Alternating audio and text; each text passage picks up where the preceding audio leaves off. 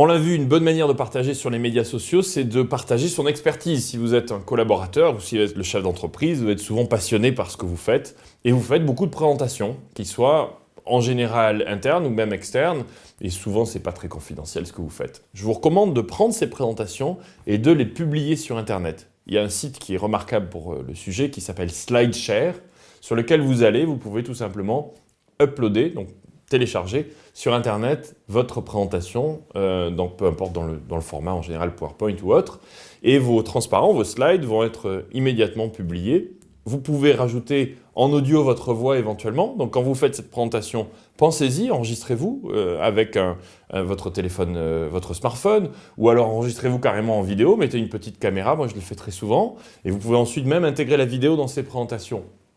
Pas obligé bien sûr, mais SlideShare gère très bien le fait que ce soit référencé dans les moteurs de recherche. Donc ensuite, vous allez avoir un certain nombre de vues, mais aussi parfois une communauté qui va se créer autour du sujet dont vous parlez. J'ai eu certaines présentations qui ont eu des milliers, parfois même des dizaines de milliers de vues sur les slides, sur les transparents eux-mêmes. Vous seriez très surpris d'imaginer à quel point il y a des gens qui passent leur temps sur ce site à simplement regarder différentes présentations. Si vous avez la chance qu'en plus le site mette en avant votre présentation, eh bien vous allez avoir une très forte audience. C'est un moyen de plus de faire connaître vos idées.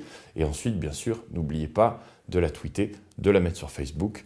Et puis faites-le systématiquement. À chaque fois que vous faites une présentation, vous serez très probablement surpris de voir à quel point cette présentation qui était confidentielle ou qui était peu propagée, avec 10 ou 20, 30 personnes dans la salle, peut avoir une audience de plusieurs milliers de personnes ou de centaines de personnes sur Internet. La présentation va vivre sa vie en ligne, vous pouvez la bloguer ensuite et elle va être réutilisée par la suite. Donc utilisez SlideShare et surtout n'oubliez pas de partager sur Facebook, sur Twitter l'adresse de la présentation.